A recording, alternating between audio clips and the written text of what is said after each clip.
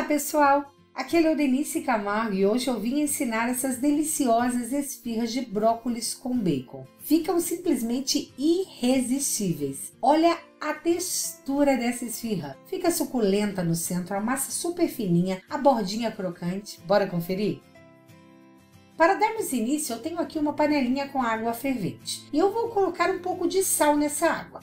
Tá? O importante é que essa água fique salgadinha como a água do mar, para que possamos fazer o branqueamento do brócolis. Isso vai garantir que ele fique bem verdinho e também que guarde grande parte dos nutrientes. Eu peguei uma cabeça de brócolis grande e cortei ela em cachinhos. Dessa forma, higienizei, lavei e agora eu vou colocar nessa água fervente com sal. Vou dar uma mexidinha nele aqui para que todos fiquem dentro dessa água fervente e vou deixar cozinhar aqui por 1 a 2 minutinhos. Eu quero cozinhar bem pouco, eu quero ele al dente ainda, porque ele ainda vai passar por uma outra forma de cocção. Nós ainda vamos levar ao forno.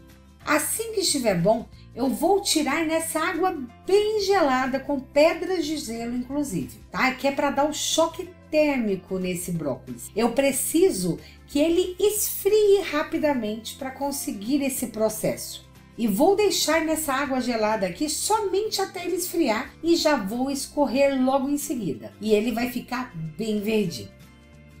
Para darmos sequência no nosso recheio, eu tenho aqui 500 gramas de mussarela ralada. Vamos adicionar juntamente aqui a essa mussarela o nosso brócolis já branqueado. Olha como fica lindo, super verdinho. Vamos misturar esses dois ingredientes e também 250 gramas de bacon crocante, já fritinho. Lembrando que no começo eu coloquei 500 gramas de bacon em uma frigideira grossa, tá? Não coloquei gordura nenhuma, deixei ele ir dourando ali na própria gordura dele, até ficar desse ponto, e ao final me sobrou 250 gramas dele crocante. E eu vou misturando o bacon aqui nesse recheio na quantidade desejada. Eu vou utilizar tudo. Vou temperar esse recheio aqui com salsinha, 10 gramas, 3 colheres de sopa, faz toda uma diferença no sabor. Se não gostar, pode retirar sem problema nenhum. Com tudo já bem misturadinho, eu vou adicionar 200 gramas de creme de ricota, um potinho. O importante, pessoal, é dar uma liga nesse recheio. Eu estou utilizando o creme de ricota porque tem um preço bem legal, fica bem saboroso. Mas você poderia estar utilizando um requeijão cremoso ou até mesmo um iogurte. Muita gente, para baratear, coloca um ovo aqui e usa algum queijo mais pastoso. Então é a gosto, tá? Eu estou utilizando, ó, um potinho desse creme de ricota. Misturo tudo muito bem até formar uma pasta, basicamente. Eu posso, inclusive, olha, com uma luvinha nas mãos, vir apertando esse recheio para ele ficar um pouco mais unido, tá? E bem misturadinho. Finalizo com uma pimenta do reino moída na hora e o nosso recheio já está pronto. Vou reservar, sempre importante deixar em refrigeração até o momento do uso, e vamos dar sequência na nossa massa. Para a massa, eu vou precisar de 450 gramas de farinha de trigo sem fermento, 3 xícaras e mais 1/4 de xícara. Lembrando que eu sempre utilizo a xícara de 200 ml. Vou adicionar aqui 30 gramas de açúcar refinado, 1 colher de sopa. E também 9 gramas de sal, 1 colher de chá. Misturo bem esses ingredientes aqui para facilitar a homogeneização e vou colocar o restante dos ingredientes. 50 gramas de azeite de oliva, 1/4 de xícara, 20 gramas de manteiga sem sal, 1 colher de sopa rasa, 30 gramas de fermento biológico fresco, 1 colher de sopa bem cheia. E vou dar ponto nessa massa com água, tá? A quantidade de água vai depender do quanto a tua farinha for forte. Para massas fermentadas de forma geral, quanto melhor a qualidade da farinha, quanto mais forte ela for, melhor o resultado. Então vai colocando água aos poucos até conseguirmos uma massa aqui bem bonita, bem hidratada, que eu vou mostrar para vocês. Para minha farinha aqui, vou utilizar cerca de 270 gramas de água, 270 ml. Mas como eu falei, coloca aos poucos.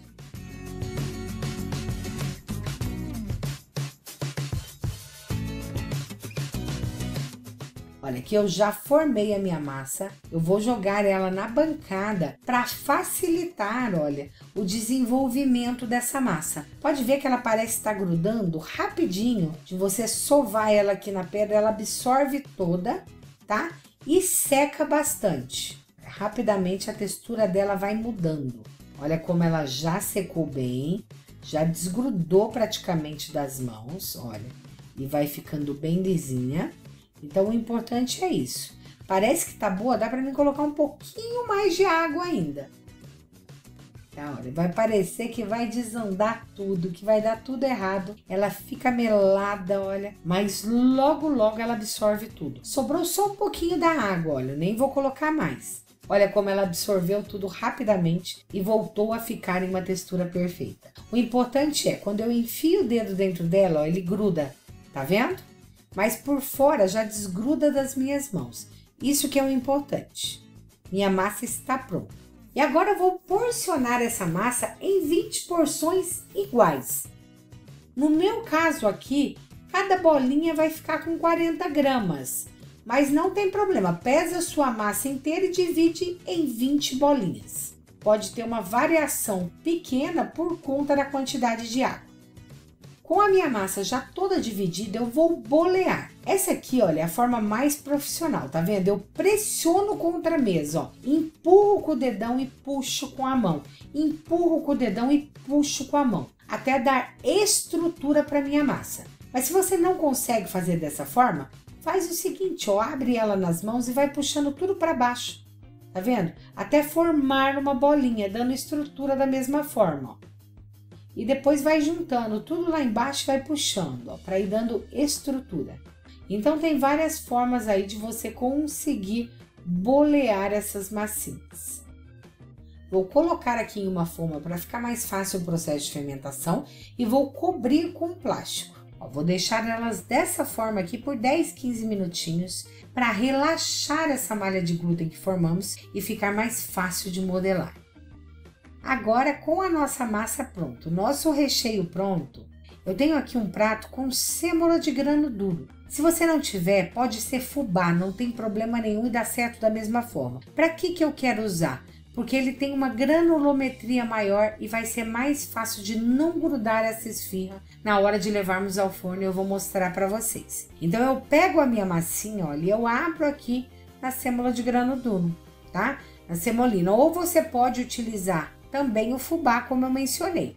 Dessa forma, apesar dela estar bem hidratada, ó, ela não gruda mais. Então, olha como é fácil, gente. Com os 2 dedinhos, eu venho abrindo ela nesse mesmo formato, né, circular e venho deixando essa bordinha em toda ela. Pode salpicar mais sêmola na bancada, sem problema nenhum, e vai abrindo. O importante é deixar uma bordinha um pouquinho maior do que a massa que você abriu. Olha, feito isso, depois que eu dei esse formato aqui para ela, eu vou pegar uma porção de recheio, olha, e vou colocar sobre essa massa. É claro que esse meu recheio é mais saboroso, ele é mais pedaçudo. As pessoas geralmente fazem uma pasta para facilitar. Mas, gente, não se compara o sabor de você sentir a textura dos alimentos, tá? De ter um pedaço de bacon, de ter o brócolis. Então, compensa esse trabalhinho a mais aqui na hora de modelar. Ó, vai pegando uma porçãozinha de recheio e vai tentando espalhar ele de maneira uniforme na massa toda. Com o próprio recheio você vai conseguir abrir ela um pouco a mais. Olha como fica linda. E só deixa a bordinha de massa. Vou colocar aqui na forma e vou pegar uma outra bolinha para moldarmos. E vou colocando ali tudo na forma e deixando coberta, tá? Porque nesse intervalo ela já começa a fermentar. Da mesma forma, ó, pego a massinha, venho aqui, eu vou fazer esse mesmo processo com todas as minhas esfirras. Abre deixando a voltinha, nem precisa abrir muito como eu tô fazendo. Um pouquinho que você abre, você já começa a colocar o recheio, já pode abrir com o recheio. Pega a porção, dá uma achatada já na mão ou não para facilitar, né? Porque ele tá mais consistente. Olha isso, eu venho apertando, dando o formato final aqui da nossa esfirra. Mais uma moldada, coloco na forma da mesma forma. Vou fazer esse mesmo processo com todas elas para podermos assar. Pessoal, nossas esfirras já estão todas modeladas. Para essa quantidade, sobrou um pouquinho do recheio. Você consegue até rechear o dobro de esfirra se for para venda. É que eu gosto de colocar bastante recheio. Aqui eu tenho uma pá que eu polvilhei um pouco de semolina aqui. E nós vamos colocar as esfirras sobre ela, que poderia ser qualquer superfície lisa. Pode observar que as primeiras que moldamos, ó, elas já estão mais fermentadas, tá vendo? Isso é importante, deixar crescer por pelo menos aí uns 10, 15 minutinhos. Então eu vou começar a assar com elas. Se você não tiver uma pá dessa, pessoal, pode ser um papelão encapado com papel alumínio e plástico, pode ser uma tampa, o lado de baixo de uma forma. O importante é ter uma superfície, colocar a sêmula para que não grude aqui as esfirras nela e dessa forma a gente consegue jogar dentro do forno. Então vamos assar essas para vocês verem. Pessoal, quem me acompanha aqui no canal já sabe que eu sempre utilizo essa chapa de aço para assar as minhas pizzas, calzones, pães italianos, enfim. Eu consigo um resultado de forno a lenha na minha casa num fogão de uso doméstico. Eu pesquisei muito como conseguir esse resultado dentro de um fogão doméstico e eu achei esse site chamado Na Chapa, que vende essa chapa de aço, que ela é bem pesada, ela é bem grossa. Então o que consiste? Eu coloco essa chapa dentro do meu forno doméstico, coloco lá na temperatura máxima e deixo ela aquecer por meia hora, 40 minutos, para ela ficar bem quente. Então eu jogo as minhas esfirras sobre essa superfície.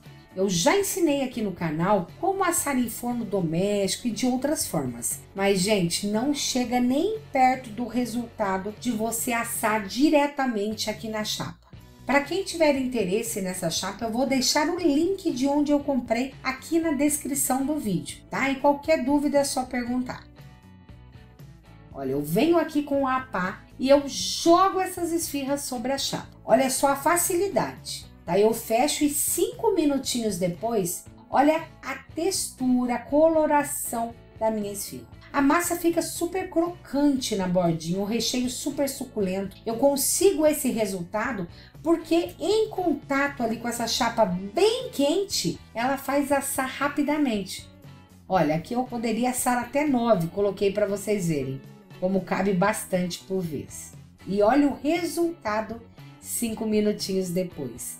Lembrando, em forno doméstico, tá? Na temperatura máxima. Olha como ela assa por igual, uniformemente. É uma pena que vocês não conseguem provar uma. Elas ficam com a crostinha crocante, mas super macia por dentro. Olha essa textura. Gente, fica simplesmente irresistível. Eu digo com toda a certeza do mundo, você não vai encontrar uma esfirra tão gostosa para comprar, saborear com a sua família. Façam e me contem, me marquem lá no Instagram, que eu quero ver o resultado de vocês. Eu espero que vocês tenham gostado da receita de hoje. Se gostaram, dá um like, se inscreva no meu canal, ativa o sininho para receber notificações e ajude a compartilhar nas suas redes sociais. Muito obrigada pela companhia e até a próxima aula. Tchau, tchau!